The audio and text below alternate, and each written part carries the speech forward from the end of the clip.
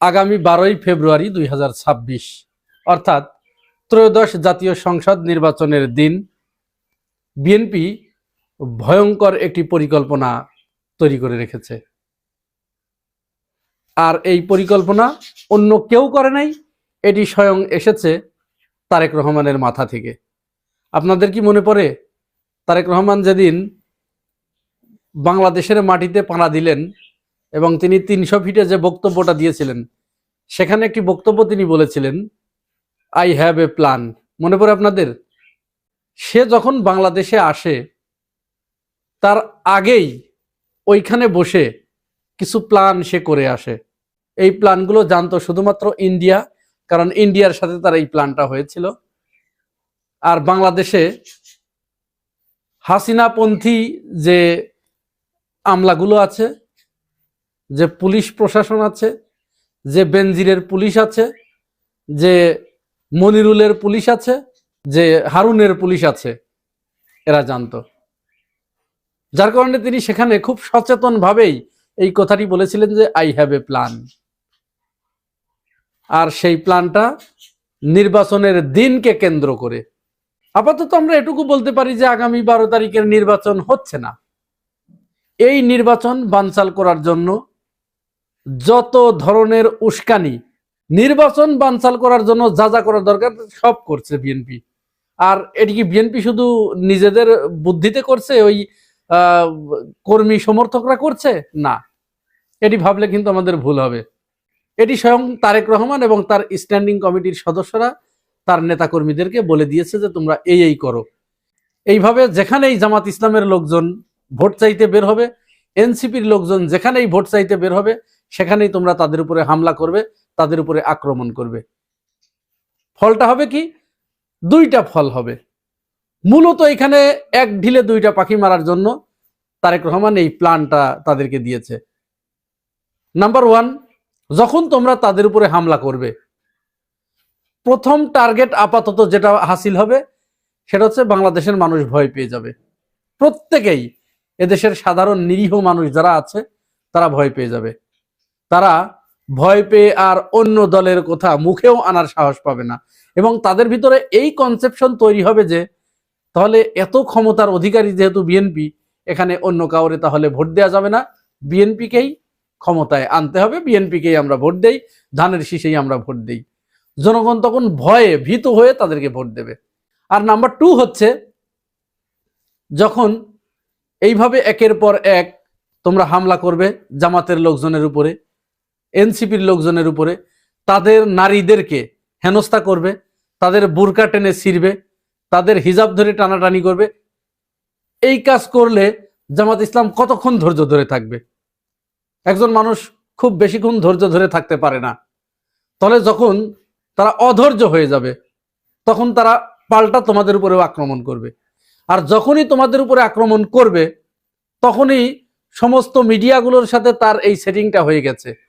প্রথম আলো, daily star সহ মেইন স্ট্রিমের যে মিডিয়াগুলো আছে, যারা শেখ হাসিনার সময় শেখ হাসিনার গোলামি করেছে, এখন তারেক রহমানের সময় তারেক রহমানের গোলামি করছে। মূলত এই মিডিয়াগুলো বাংলাদেশ খারাপ হওয়ার জন্য এরা দায়ী। রাজনীতিবিদরা 50% দায়ী হলে এই মিডিয়াগুলো বাকি 50% দায়ী। কারণ তাদের তো কেউ বলে দেয় নাই যে তোমরা তারেক রহমানের পা চাটো। তাদেরকে শেখ হাসিনা বলে দিয়েছিল না, হ্যাঁ, তাদেরকে আকার ইঙ্গিতে বলেছিল, কিন্তু তারা পা না চাটলে পরে শেখ হাসিনা তাদেরকে দিয়ে চাটাতো। তারেক রহমানও কিন্তু তাদেরকে ওইভাবে আক্ষরিকভাবে খুব ফোর্স ক্রিয়েট করে বলে নাই যে তোমরা আমাকে আমার পা চাটো। কিন্তু তারেক রহমান দেশে আসার পরে তারা পা চাটতে শুরু করেছে। তো যাই হোক, তাহলে যখনই জামাত ইসলাম পাল্টা তোমাদেরকে প্রতিঘাত করবে, কোথায়ও আমার কোনো নেতাকর্মীকে যদি কোনো রকম একটা ফুলের টোকা দেয়, সাথে সাথে তো আমার মিডিয়াগুলো বসে আছে, এবং এই মিডিয়াগুলো তাদের কানে এবং নাকে এক ধরনের বিশেষ টুল ব্যবহার করছে, বিশেষ এলিমেন্টস ব্যবহার করছে, যে এলিমেন্টস গুলো সেখানে বিএনপির একটা সেন্সর লাগানো আছে, আর জামাত এবং এনসিপির একটা সেন্সর লাগানো আছে। বিএনপি যখন পাদে, তখন ওই দুর্গন্ধটা ওই এলিমেন্টস গ্রহণ করে না, ওই টুলসটা গ্রহণ করে না, ফলে তাদের নাক এবং কান খুব সজাগ থাকে। আর জামাত যদি কোনো রকম পাদার উপক্রম করে তাহলে সাথে সাথে তাদের ওই সেন্সর অত্যন্ত সজাগ হয়ে যায়। অনেকটা ওই যে ঝড়ের পূর্বাভাসের যে সাইরেন বেজে ওঠে না, যুদ্ধের প্রারম্ভে যে সাইরেন বেজে ওঠে, অথবা ব্যাংকগুলোতে যে ভোল্টের ভিতরে যে ইন্ট্রোডিউসার অ্যালার্ম থাকে, ওই অ্যালার্মগুলো যেমন আগাম বিপদের সংবাদ পেলেই তারা অটো বেজে ওঠে, এই সাংবাদিকদের এই মিডিয়া হাউসগুলোর নাকে এবং কানে এরকম জামাত সম্পর্কে একটা সেন্সর লাগানো আছে, এবং তারা গভীর আগ্রহে অত্যন্ত ধ্যানী পাখির মতো, মাছরাঙার মতো তারা অপেক্ষায় আছে কখন জামাত ইসলাম পাল্টা বিএনপির কারো গায়ে একটা ফুলের টোকা দেবে। সাথে সাথে সমস্ত মিডিয়াগুলো একসাথে ঝাঁপিয়ে পড়বে জামাতের উপরে। কি আমার কথা বিশ্বাস হচ্ছে না? আপনারা দেখেছেন গত 2 দিনে, অর্থাৎ 25, 26, আজ তো 27 তারিখ চলে গেল আমি যখন ভিডিও করছি, এই 2 দিনে সারা বাংলাদেশে তারা প্রায় 22 জায়গায় জামাতের নারী নেতৃত্বের উপরে তারা হামলা করেছে, তাদেরকে হেনস্থা করেছে, শারীরিকভাবে তাদেরকে লাঞ্ছিত করেছে। বৃদ্ধ মহিলাদের পেটের উপরে, তল পেটের উপরে তারা বুট জুতা পায়ে লাথি পর্যন্ত মেরেছে। এমনকি জামাতের পুরুষ কর্মীদের পুরুষাঙ্গের উপরে লাথি দিয়ে তাদের ওই পুরুষাঙ্গটা পর্যন্ত ফাটিয়ে দিয়েছে এই কয়েকদিনে। আজও 27 তারিখে সারা বাংলাদেশেই হামলা হয়েছে। সবচেয়ে নেক্কারজনক হামলা যেটি হয়েছে সেটি ঢাকা 8 আসনে নাসিরউদ্দিন পাটোয়ারির উপরে তারা হামলা করেছে। ছাত্র দলকে লেলিয়ে দিয়েছে মির্জা আব্বাস এবং ইশরাক কয়েকদিন আগে বলেছিল, আপনাদের মনে আছে, যে আমরা যদি আমাদের কর্মীদেরকে হুকুম দেই তাহলে জামাত এবং এনসিপি তারা মাঠেই নামতে পারবে না। তারা মূলত তাই করেছে এবং তারা তাই চাচ্ছে যে আমরা মাঠে নামতে দিব না, ফাঁকা মাঠে গোল দিব। যদি তারা পাল্টা প্রতিঘাত করতে আসে তাহলে আমাদের মিডিয়াগুলো তাদের চরিত্র হনন করবে, আমাদের পথ একেবারে পানির মতো পরিষ্কার হয়ে যাবে। বিএনপি এই যে প্ল্যানটা নিয়েছে, জামাত ইসলাম এখন যদি কোনো মতো অবস্থায় কোনো জায়গায় বিএনপিকে প্রতিঘাত করে, পাল্টা প্রতিঘাত করে এই আঘাতের জবাব দেয়, তাহলে এটা হট্টগোল শুরু হবে। হট্টগোল শুরু হলেই নির্বাচন কমিশন নির্বাচন বাতিল করে দেবে, তফসিল স্থগিত করবে, নির্বাচন হবে না। আচ্ছা, এখন জামাত ইসলাম যদি অত্যন্ত ধৈর্যের পরিচয় দিয়ে যদি তারপরেও ঠিক আছে, জনগণ যেহেতু আমাদের সাথে আছে, আমরা ব্যালটের মাধ্যমে এর জবাব দিব, এই পরিকল্পনা নিয়ে জামাত যদি ধৈর্য ধরে মায়ের খেয়ে খেয়ে সামনে এগিয়ে যায় এবং 12 তারিখ পর্যন্ত যদি এসেই যায়, তাহলে তারেক রহমানের সাথে যে ডিলটা হয়েছে উচ্চ পর্যায় থেকে কিছু নাম প্রকাশে অনিচ্ছুক কিছু আমলাদের কাছ থেকে, প্রশাসনের কিছু কর্মকর্তাদের কাছ থেকে, যারা এই জুলাই গণঅভ্যুত্থানপন্থী কিছু মানুষ আছে না, আছে তো অবশ্যই, নাম প্রকাশ না করার শর্তে তারা এটি বলেছে যে তাদের এই প্ল্যান যে তারা 12 তারিখে সরাসরি ভোট কেন্দ্র দখল করে ফেলবে। যখন ভোট কেন্দ্র দখল করে ফেলবে, ব্যালট ছিনতাই করে নেবে, এবং ব্যালট ছিনতাই করে নিয়েই তারা যেটা করবে, একের পর এক শুধু ধানের শীষ আর না। আর এদিকে তাদের যে সন্ত্রাসী বাহিনীরা আছে তারা কিছু সময় অন্যান্য দলের লোকদেরকে ঠেকিয়ে রাখবে, আর সেখান থেকে ভোটগুলো তারা বলে দেবে যে এত ভোট হয়েছে।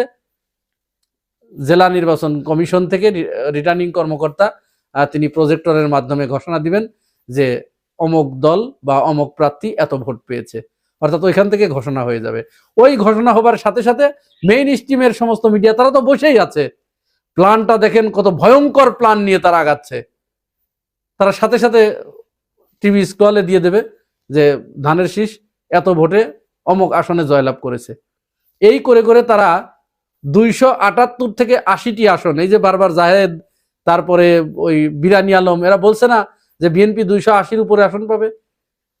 আমাদের মনে আছে 2008 সালে আওয়ামী লীগ ওই নির্বাচনের আগে এরকম বলে বেড়াতো যে 200-র উপরে আওয়ামী লীগ আসন পাবে। তার মানে তাদের সাথে ওই ডিলিংস হয়েছিল, তারা এতটা নিশ্চিত হয়ে গিয়েছিল। এখনো তারা, বিএনপি বলছে তারা 280টার মতো আসন পাবে, মানে 250+। তার মানে কি, তাদের সাথে ডিলিংসটা এরকম হয়েছে। আর পরিকল্পনা আমি আপনাদেরকে বলে দিলাম, এইটা তারা করবে। এখন জামাত এবং এনসিপির লোকজন আপনারা কি করবেন, এখনো সময় আছে, ভাবুন। তবে আপাতত যে কথা, আপনাদের প্রত্যেকের কাছে মোবাইল ফোন রাখুন। যখনই বখাটেরা সন্ত্রাসীরা আপনাদের উপরে, মা বোনের উপরে হামলা করতে যায়, আপনারা সাথে সাথে ভিডিও ধারণ করবেন, ভিডিওটা সোশ্যাল মিডিয়ায় ছেড়ে দিবেন। আর মা বোনদের একা একা আপনারা ভোট চাইতে পাঠাবেন না। তারা যদি মা বোনদের একা একা পায় তাহলে এমনকি ধর্ষণের মতো ঘটনাও ঘটাতে তারা বিন্দুমাত্র দ্বিধা করবে না। এবং এই ব্যাপারে আমাদের বাংলাদেশের বর্তমান যে মিডিয়াগুলো আছে কেউ কোনো কথা বলবে না। তারা এই যে কাজী জেসিন একজন আছে, ওই যে যমুনা টিভির নিকোল আছে, এরা সব এক ঝাঁকের কই, এরা কেউ কিচ্ছু বলবে না। এরা এইটাই চাচ্ছে। এবং এইখানে আপনি যদি হয়তো একজন বিএনপির কোন নেতা আপনার কোন নারীকে, জামাতের কোন নারীকে ধর্ষণ করছে, আপনি যদি যে ওই সময় হাতে নাতে ধরে বিএনপির ওই বোখাইটিকে, ওই সন্ত্রাসীকে যদি পাছার উপরে একটা লাথি মারেন, তাহলে আপনার ওই লাথি মারার খবরটা প্রকাশ হবে, ওই ধর্ষণের খবর কিন্তু প্রকাশ করবে না। এরকম পরিকল্পনা নিয়ে তারা সামনে আগাচ্ছে। তাহলে আপনারা ভিডিওগুলো ধারণ করুন। আর মহিলাদের সাথে যাদের, যখন তাদেরকে ভোট চাইতে পাঠাবেন, তখন আশেপাশে অন্তত 2-4-50 জন পুরুষ মানুষ আপনারা পাহারায় থাকেন, না হলে তারা আপনাদের মা বোনের ইজ্জত পর্যন্ত লুণ্ঠন করতে বিন্দু মাত্র দ্বিধা করবে না। প্রিয় দর্শক, আসসালামু আলাইকুম। আপনারা ইতিমধ্যে অবগত হয়েছেন, জামাত নেতার বিরুদ্ধে একটি অভিযোগ উত্থাপিত হয়েছে এবং এই অভিযোগটি এনেছে চরমোনাইয়ের পীরের একজন মুরিদ। তার অভিযোগ হচ্ছে, জামাতের একজন নেতা বরিশালে একজন নারীকে হেনস্থা করেছে। এই খবর প্রকাশিত হবার পরে সমস্ত মিডিয়াগুলো একযোগে এই খবর প্রকাশ করেছে। যদিও তার বিপরীতে তখন প্রচন্ডভাবে শোরগোল চলছিল দেশে শ্রীবর্দী উপজেলার জামাতের সেক্রেটারি রেজাউল করিমকে হত্যার বিষয়, এবং সারা দেশে বিএনপি প্রায় 30টি স্পটে একাধিক মা এবং নারীকে হেনস্থা করেছে, তাদের পেটের উপরে লাথি মেরেছে, তাদেরকে হিজাব ধরে টানাটানি করেছে, অশ্লীল গালিগালাজ এসব তো আছেই। এইটা থেকে মূলত বিএনপিকে একটু রেস্কিউ দেওয়ার জন্য ওই ঘটনা, এখানে দারুণ একটা ইন্টারেস্টিং বিষয় আছে, সেই বিষয়টি আমি আসবো। তার আগে জামাত নেতা রেজাউল করিমকে হত্যার পরে যে ঘটনাটি বিএনপি সেখানে ঘটিয়েছে সেই বিষয়ে 2-1টি কথা বলে তারপরে ওইখানে আমরা চলে যাচ্ছি। রেজাউল করিমকে হত্যার পরে আপনারা জানেন বিএনপি চরম একটা নোংরা খেলায় মেতে উঠেছিল। মুহূর্তের ভিতরে তারা একটি মিথ্যা বয়ান প্রচার করার চেষ্টা করে, মিডিয়াদের দিয়ে সেটা বলায়। তারপরে তো এখন ওই যে আগেই বলেছি, এখন তো সামাজিক যোগাযোগ মাধ্যমের দিন, প্রত্যেকের হাতে হাতে ফোন। এইখানে মিডিয়ার ভাত আস্তে আস্তে মরে যাবে। এবং আপনারা যদি সজাগ থাকেন তাহলে এই যে বাংলাদেশের যে অসভ্য ইতর মিডিয়াগুলো আছে, এদের ভাত মরে যাবে। এই মিডিয়াগুলোই বাংলাদেশকে ধ্বংসের মূল কারিগর। শেখ হাসিনাকে দিয়ে তারা বাংলাদেশকে ধ্বংস করেছিল 17 বছর ধরে, এখন আবার তারেক রহমানকে দিয়ে বাংলাদেশকে ধ্বংস করবে। এরা এত বড় নিকৃষ্ট।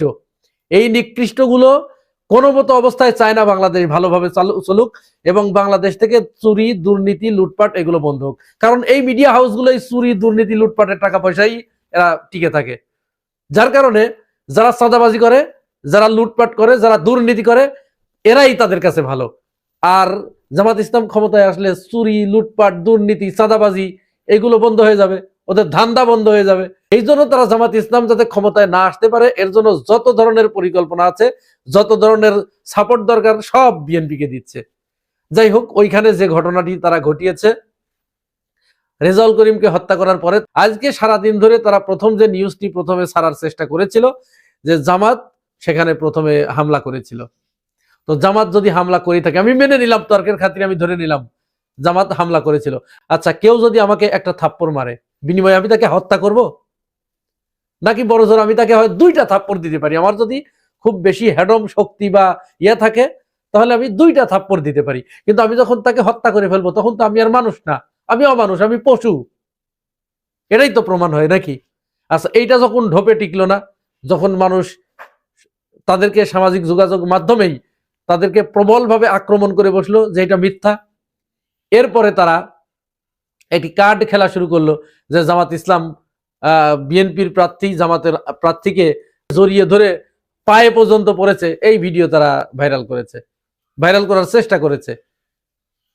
তো এই ভিডিও তো আমরা দেখেছি। এখানে বাদল পরিষ্কার করে বলেছে যে আপনি আমাকে এখান থেকে পালিয়ে চলে যেতে বলছেন, আমার এই কর্মী বাহিনী, এই যে এতগুলো কর্মী বাহিনী এখানে, তারা, আমি কি তাদেরকে অরক্ষিত অবস্থায় ফেলে আমাকে পালিয়ে চলে যেতে বলছেন? আপনি আপনার লোকগুলোকে সরাই দেন, আমরা নিরাপদে বের হয়ে যাই। 16 সেকেন্ডের একটা কাটপিস তারা প্রচার করেছে যে বিএনপির প্রার্থী জামাতের নেতাকে পায়ে জড়িয়ে ধরেছে, তারপরেও সে কর্ণপাত করে নাই, সে ওই দিক দিয়েই যাবে, সে ওই দিক দিয়েই যাবে, যার কারণে গ্যাঞ্জামের সূত্রপাত হয়েছে।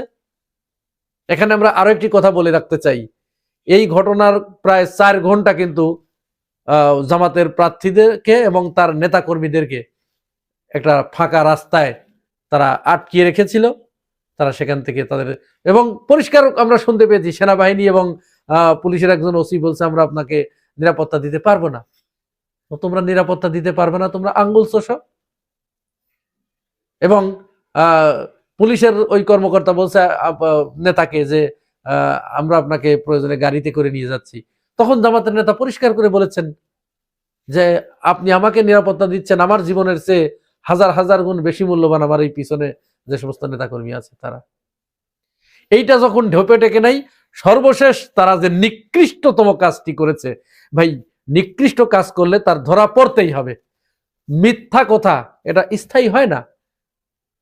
সর্বশেষ সাইফুল ইসলাম যুবদলের নেতা, ওই শ্রীবর্দীর কি করলো, বলল যে প্রচার করা শুরু করলো যে সাইফুল ইসলামকেও হত্যা করেছে জামাত ইসলাম, সাইফুল ইসলাম নিহত হয়েছে। এই সংঘর্ষে সাইফুল ইসলাম গুরুতর আহত হয়েছিল, সে এখন নিহত হয়েছে। উদ্দেশ্য ছিল কি? উদ্দেশ্য ছিল জামাতকে যে হত্যা করেছে ওইটাকে একটু মোকাবেলা করা, এবং মিডিয়া এটা প্রচার করতে যাচ্ছিল। কিছু কিছু মিডিয়া প্রচার করাও শুরু করেছিল যে জামাতের হামলায় সেখানে একজন বিএনপির নেতা নিহত হয়েছে। অথচ আগে কিন্তু প্রত্যেকবার নিউজ করেছে, কেউ কেউ, সবাই করে নাই, এড়িয়ে গেছে, ব্ল্যাক আউট করে দিয়েছে। কেউ কেউ নিউজ করেছে যে বিএনপি জামাত সংঘর্ষে একজন নিহত। এই হচ্ছে মিডিয়ার ধরন। এরপরে ওদের মুখে চুনকালি দিয়ে সাইফুল ইসলাম যুবদলের ওই নেতা তিনি লাইভে চলে আসলেন, এবং লাইভে এসে তিনি বললেন আমি মারা যাই নাই, দয়া করে আপনারা আমাকে মেরে ফেলবেন না, মরার আগেই আমাকে মেরে ফেলবেন না, আমি সুস্থ আছি, ভালো আছি। শুনুন তার লাইভ। মোহাম্মদ সাইফুল ইসলাম, ঝিনাইগাতি ইউনিয়ন যুব দলের যুগ্ম আহ্বায়ক। কে বা কারা গজব ছড়াইছে যে আমি মারা গেছি? আলহামদুলিল্লাহ আমি বেঁচে আছি, আমি মারা যাইনি। আমার জন্য সবাই দোয়া করবেন। আর মারা গেছি এই কথাটা মিথ্যা, গজব, দয়া করে গজবে কাঁদ দেবেন না। আচ্ছা, সাইফুল ইসলামের এই লাইভ করার পরে ঘটনা কি ঘটেছে আপনারা কি জানেন? হতভম্ব হয়ে যাবেন আপনারা। সাইফুল ইসলাম কেন তারেক রহমানের নির্দেশ অমান্য করে সে তার বেঁচে থাকার লাইভ সম্প্রচার করলো? সে কেন বিএনপির কেন্দ্রীয় নির্দেশ অমান্য করলো? সে কেন মরার ভান করলো না, মরার অভিনয় করলো না? যার কারণে সাইফুল ইসলামকে দল থেকে বহিষ্কার করা হয়েছে। ও খোদা, আমাকে উঠিয়ে নাও তোমার কাছে এই বিএনপিকে দেখার আগে। শুধু ওইখানেই নয়, বিএনপির হাতে এই একই দিনে গতকাল কুমিল্লাতেও তারা নিজেরা চাঁদার টাকা ভাগাভাগি করে একজন বৃদ্ধকে কুপিয়ে হত্যা করেছে। গতকালই ওই রেজাউল করিমের নিহত হবার কারণে ওই খবরটি আসে নাই। এই নিয়ে 5 আগস্টের পরে বিএনপির হাতে 220 জন নিহত হলো। এই হচ্ছে বিএনপি। আর ছাত্র দলের হাতে একজন তেজগাঁও কলেজের শামীম হত্যা করেছে এদের। এবার চলুন আমরা একটু চরমোনাইয়ের পীরের কাছে যাই। চরমোনাইয়ের পীরের মুরিদ, একজন মুরিদ, সে একটা ভিডিও ভাইরাল করে দিল যে জামাত নেতা নারীকে হেনস্থা করেছে। এর একটা ক্লিপ আমাদের হাতে এসেছে যেখানে পরিষ্কার দেখা যাচ্ছে যে না, যে লেবাসধারী এই নিউজটা প্রচার করেছে সে মূলত বিএনপির কাছ থেকে টাকা খেয়েছে। টাকা খেয়ে, কারণ বিএনপি তো এখন ব্যাকফুটে, সারা দেশে তারা নারীদেরকে নির্যাতন করেছে, নারীদেরকে ছায়া খুলে নিতে চাচ্ছে, তারপরে মায়ের দৌড় হেনস্থা, পেটের উপরে বৃদ্ধ মায়ের পেটের উপরে, তোল পেটের উপরে লাথি মেরেছে। এগুলো তো ঢেকতে হবে। মিডিয়া তো এগুলো প্রচার করে নাই। এখন সামাজিক যোগাযোগ মাধ্যমে যেহেতু ছড়িয়ে পড়েছে, সেহেতু এই মিডিয়া তো জামাতের বিরুদ্ধে কিছু বলতে হবে, চুপ হয়ে গেছে একেবারে। ওইটা তো তারা বলতে পারে না, কারণ এটা তাদের ভাষণ হয় ওই মিডিয়াগুলোর, তারা তো এই খবর প্রচার করতে পারে না। তখন ওই চরমোনাইয়ের ওই মুরিদটাকে, ওই লেবাসধারীকে, ওই শয়তানকে টাকা দিয়েছে বিএনপি। একজন বিএনপির চরমোনাইয়ের একজন মুরিদ, সে বিএনপি করে। ওই জায়গায় তো বলেছি চরমোনাইয়ের ব্যবসাটা হচ্ছে মুরিদ ব্যবসা। তাদের কাছে কে চোর, কে গুন্ডা, কে বদমাইশ, কে লুচ্চা, কে ইতর, কে শেষর, কে জাতীয় পার্টি, কে আওয়ামী লীগ, কে বিএনপি, এইটা কোনো ফ্যাক্টর না। যে মুরিদ হবে আর মুষ্টি করে মুষ্টির ভিতরে কিছু বান্ডিল ঢুকাই দিয়ে আসলে সব জায়েজ। তো যাই হোক, এই বিএনপির এই মুরিদ ওই মুরিদটাকে, চরমোনাইয়ের বর্তমান ওই হাত পাখার মুরিদকে কিছু টাকা দেয় যে তুই এরকম একটা কিছু করতো, দেখি কিছু করা যায় কিনা। তখন সে যেটা করেছে, সে প্রচার করেছে যে নারী নির্যাতন করেছে জামাত নেতা। আর আসল ভিডিওটা এই দেখুন।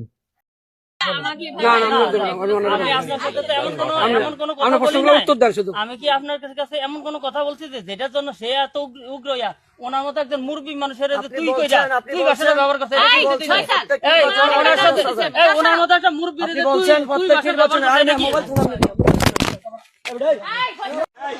আস্তে আস্তে আস্তে আস্তে আস্তে ধরি ধরি ধরি ধরি ধরি ধরি ধরি ধরি।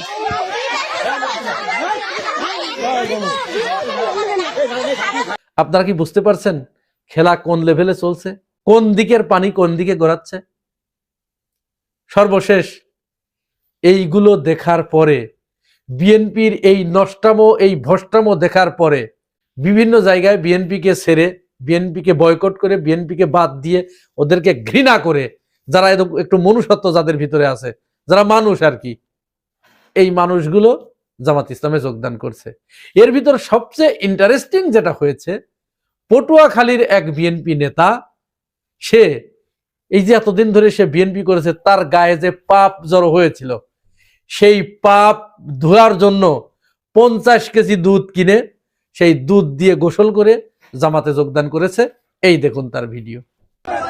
দুধ দিয়ে গোসল করে, 50 কেজি দুধ দিয়ে গোসল করে জামাতে যোগদান করেছেন এবং তিনি এই গোসল করিয়েছেন পটুয়াখালী বাউফল আসনের জামাতে মনোনীত প্রার্থী ডক্টর শফিকুল ইসলাম মাসুদ। সুতরাং বিএনপির এখনো সময় আছে। বিএনপি যদি সোজা পথে না হাঁটে, তাহলে হয়তো বাংলার জনগণই বিএনপিকে সোজা পথ দেখিয়ে দেবে।